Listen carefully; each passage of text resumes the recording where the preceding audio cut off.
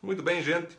Glória a Deus, eu estou com a minha Bíblia aqui, NTLH, e vale a pena nós falar, queridos, que nós estamos com produtos novos em nossa Aviva Store.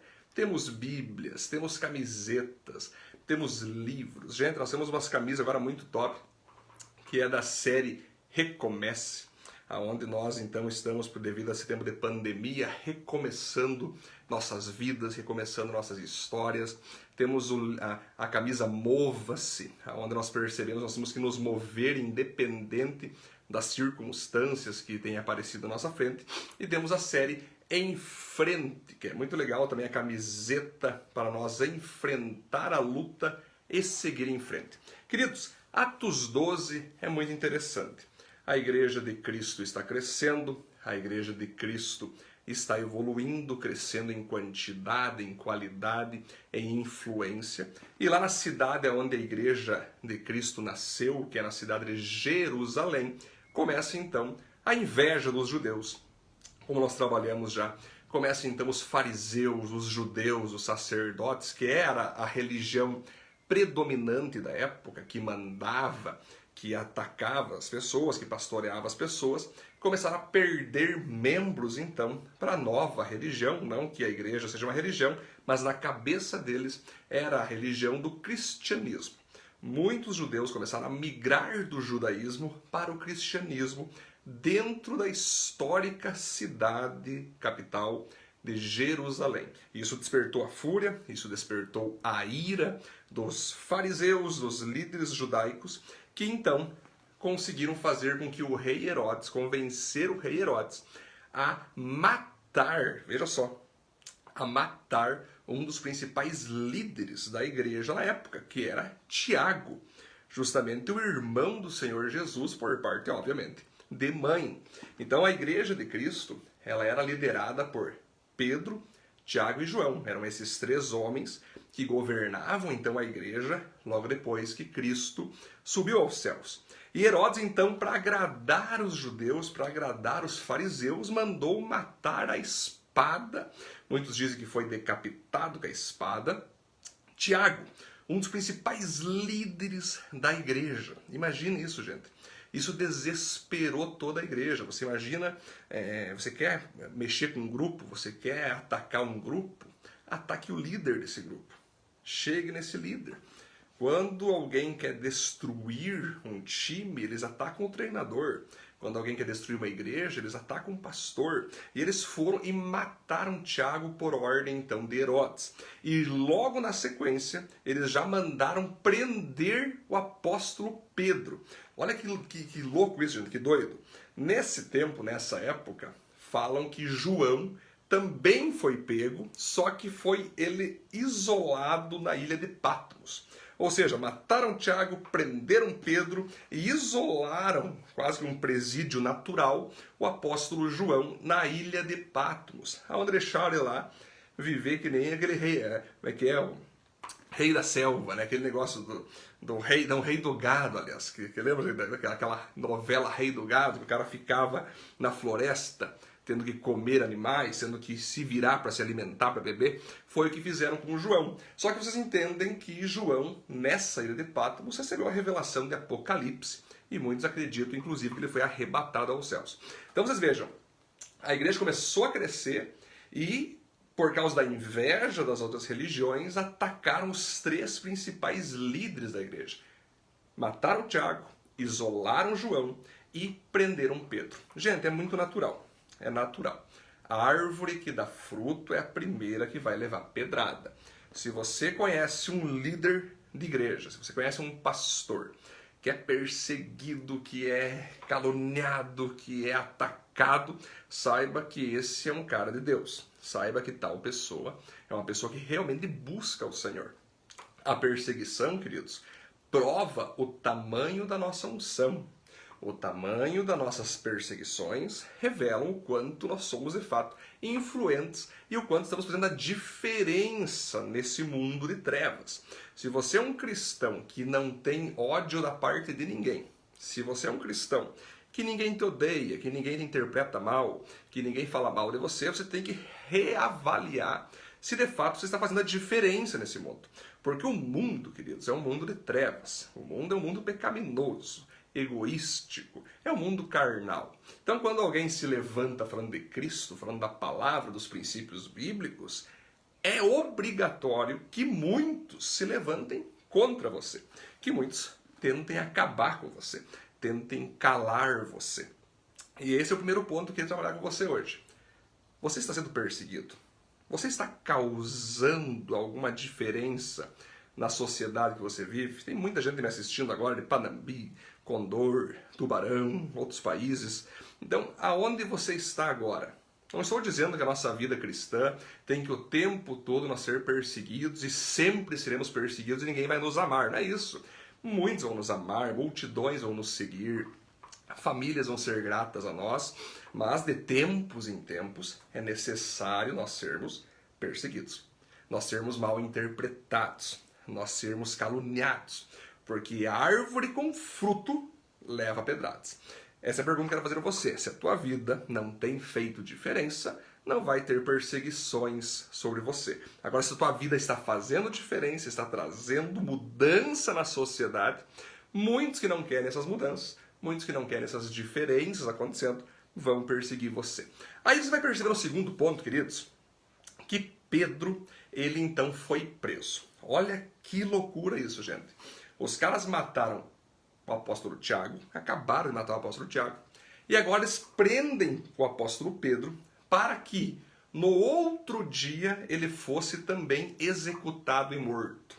Imagine a igreja recebendo essas notícias.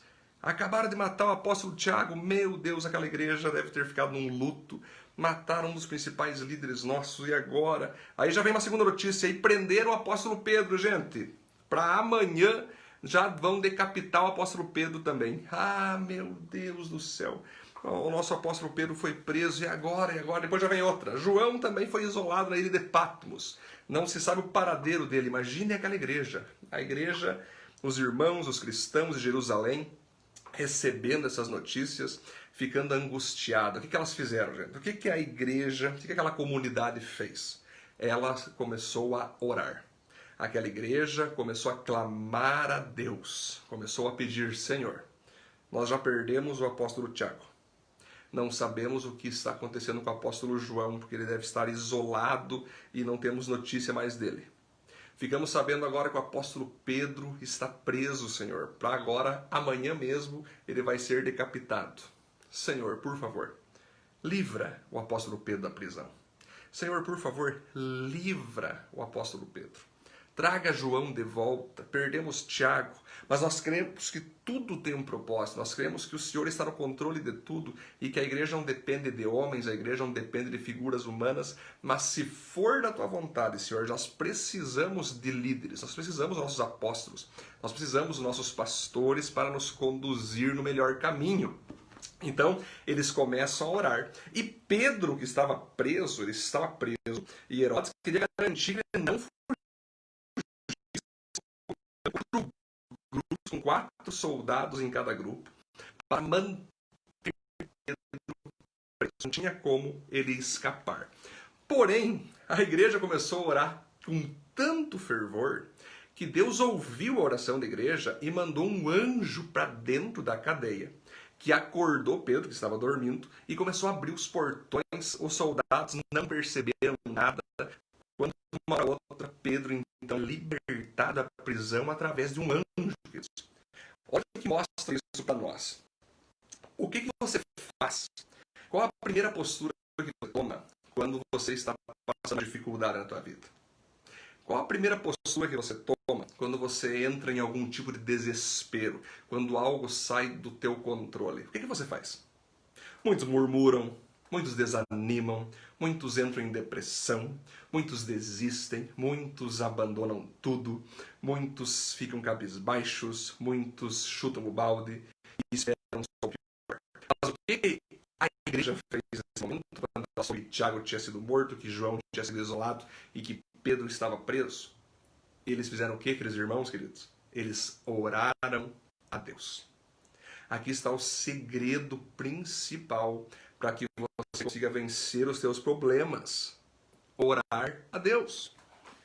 Aconteceu alguma coisa na tua vida financeira, na tua vida familiar, na tua empresa, na tua igreja, que você percebeu que você perdeu o controle, você percebeu que não está mais nas suas mãos. Ao invés de você se desesperar, chega para Deus e fala assim: Deus, o Senhor tem o controle de todas as coisas. Tu sabes o que o Senhor faz e o que o Senhor permite. Minha vida está nas tuas mãos. Nem um fio de cabelo cai da minha cabeça sem a tua permissão. E eu sei, Senhor, que quando o Senhor permite qualquer coisa na minha vida ou aqueles que estão ao meu redor, seja bom ou seja ruim, vai contribuir para o nosso bem e para o meu bem. Portanto, eu oro ao Senhor para que o Senhor me ajude a resolver esse problema, me ajude a sair desse problema, traga cura, traga salvação, traga libertação, e eu irei descansar meu coração em Ti a partir de agora. Eu não irei ficar ansioso nem preocupado. Em nome de Jesus, amém. A igreja ora dessa forma. A igreja pede: Senhor, tudo está nas Tuas mãos. Mas nós pedimos: liberta o apóstolo Pedro. E não é que Deus então atende aquela oração, manda um anjo, Pedro sai da prisão, e aí ele vai até a casa onde estão os irmãos orando por Pedro. Olha que cena irônica, que cena agora engraçada. A porta, e aí uma mulher abre a porta, roda de uma das servas ali, e ela olha, fecha a porta na cara de Pedro, olha para os irmãos e diz: irmãos, Pedro está aí fora. Aí os irmãos olham: que é isso? Você está ficando louca? Capaz, Pedro está preso. Não, Pedro está lá fora. E Pedro batendo na porta desesperado para entrar. Até que eles abrem a porta e percebem que, de fato, Pedro tinha sido liberto, tinha sido livrado da prisão. Ou seja, a igreja orou com tanto fervor, com tanta fé, que quando aconteceu o que eles oraram, eles não acreditaram. É muito engraçado isso, né, gente? Quando a gente está orando por algo, que às vezes nem nós conseguimos acreditar que aquilo vai acontecer. Aquela igreja estava dividida. Ela estava crendo e não crendo na ação dela. Ela estava crendo que Pedro seria libertado, mas ao mesmo tempo: mas será mesmo? E aí quando Pedro surgiu, eles quase não acreditaram, mas claro que depois eles celebraram. Por quê, gente? Nosso Deus é maravilhoso, nosso Deus é bondoso. Mesmo que a nossa oração às vezes não seja uma oração 100% de fé, mesmo que a nossa oração, às vezes, esteja uma oração na dúvida: eu vou orar por essa cura, mas não sei se vai ser curada essa pessoa. Eu vou orar para me prosperar, mas não sei se eu vou prosperar. Até esse tipo de oração Deus atende. Até esse tipo de oração Deus responde, porque Ele conhece o teu coração, Ele conhece o nível da tua fé. E então, quando a resposta vir, que você, mesmo não acreditando, tem que falar: uau, que isso, rapaz? Isso aconteceu mesmo? Meu Deus, eu não acredito! E Deus vai falar: como não acredito? Tu pediu para mim isso, agora você está vivendo isso. Celebre, desfrute daquilo que Deus vai fazer. Então, queridos, existem várias áreas da nossa vida que podem estar aprisionadas. A nossa área moral, a nossa área espiritual, nossa área financeira. E você pode pedir: Deus, assim como o Senhor libertou Pedro da prisão naquele dia, liberta essa área do meu ser, liberta essa área da minha vida, me livra dessas prisões, porque eu sei que o Senhor pode abrir as portas e me dar essa liberdade. Espetacular, né, queridos? É muito maravilhoso. Agora você veja, o rei Herodes, ao saber, vamos para o terceiro ponto agora, ao saber que Pedro havia saído milagrosamente da cadeia, já ficou tão brabo que mandou matar os soldados que estavam tomando conta dele, que também não entenderam nada. E aí entra um próximo ponto, uma próxima perícope, aonde Herodes vai dar um discurso para uma multidão de pessoas, e ele começa a falar tão retoricamente, tão maravilhosamente, tão persuasivamente, o rei Herodes, que aquela multidão começou a dizer: não é um homem que está falando, ele fala tão bem que não pode ser um homem, só pode que seja um Deus. Herodes é um Deus. A Bíblia fala então que Herodes, ao ouvir a multidão falando que ele era um Deus, ao invés de ele falar: epa, para aí gente, segura, só há um Deus, e esse Deus é o Deus de Israel, é o Senhor Jesus Cristo, eu sou só um ser humano normal, Nada disso, sou cheio de defeito e pecado, para com isso, não sou Deus, coisa nenhuma. Ao invés de ele fazer isso, como qualquer ser humano deve fazer, ele diz para ele mesmo: é verdade, a glória é minha, o louvor é meu. Obrigado por essa glória. Naquele exato momento a Bíblia diz que Deus envia um anjo que toca em Herodes, e Herodes então é comido por multidões de vermes. E termina aí a terceira perícope do Atos capítulo 12. Deus, ele não divide a glória dele com ninguém. Só um ser pode receber glória e adoração. Esse ser tem que ser perfeito, totalmente santo, totalmente justo, totalmente amoroso, totalmente misericordioso, totalmente gracioso, totalmente generoso, totalmente transparente, totalmente eterno, que nunca nasceu e nunca morreu e nunca irá morrer. Esse alguém só é um, que é Deus. Por isso, ele sim merece toda a glória. Nós, seres humanos, podemos ter elogios, podemos ter pessoas nos agradecendo, não tem problema. Agora, alguém nos glorificar, dizer que nós fizemos tal coisa, isso atrai a ira de Deus. Por isso que é muito legal, gente, quando nós somos elogiados por alguém, quando alguém nos agradece, ou quando alguém fala que a gente fez algo incrível, nossa, como Deus te usou naquela pregação, como Deus te usou na minha empresa. É muito importante você dizer, muito obrigado, mas a glória é de Deus. Se você foi abençoado, se você foi impactado, não tem como ter sido eu. Porque eu sou um mero mortal como você, também tenho meus pecados, minhas fraquezas, meus defeitos. E se Deus falou com você, não é por causa de mim, não. É porque eu sou um instrumento do perfeito Deus. Nós termos essa humildade é muito importante. Muitos políticos por aí falam que, nossa, agora a cidade mudou porque eu meti a mão, porque eu fiz. Se não fosse eu, a cidade não tinha mudado. Toma cuidado. Se você a glória de Deus, os vermes irão te comer. Algo vai acontecer quando você traz a glória para si mesmo. Muitos empresários falam para si mesmo, a minha empresa é top porque eu me formei, porque eu sou persuasivo, porque eu sou um chefe maravilhoso. Por isso a minha empresa é toda poderosa e tem tantos funcionários. Tome cuidado. Se a tua empresa está bombando, é porque Deus permitiu e porque Deus abençoou. Deus não tá nem aí, que história é essa? Quem fez fui eu, Deus não fez nada, eu que trabalhei, eu que suei, eu acordei de madrugada, epa. Quem te deu saúde? Não foi Deus? Pois é. E se Deus quiser tirar a tua saúde, como é que tu fica daí? Mas a igreja que eu tenho é espetacular, eu lidero um pequeno grupo top, eu sou fera, eu sou um grande discipulador, eu sou um grande pregador. Quando eu falo, as pessoas ficam impactadas, opa. Se você está sendo usado por Deus, é por causa que Ele teve muita misericórdia. E Ele que está te usando, portanto é Ele que está sendo glorificado. Jamais atribua a glória de Deus para si mesmo. Jamais. Jamais fique se exaltando, jamais fique se colocando como porque eu botei a mão, aconteceu. Foi Deus, querido. Foi Deus que fez. Foi Deus que operou. Foi Deus que usou. Jamais faça como aquela multidão fez com Herodes.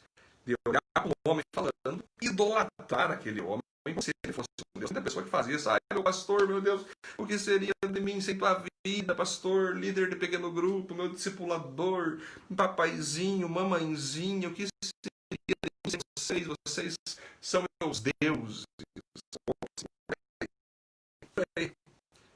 Se tem alguém que está te abençoando, está te ensinando, agradeça essa pessoa. Realmente agradeça. Olha, obrigado por você me ensinar, por você me pastorear, por você me liderar, mas eu sei que tudo isso é o próprio Deus amando através da sua vida.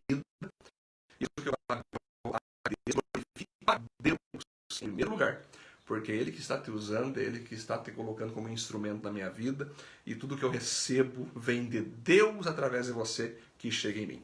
Beleza, queridos? Glória a Deus.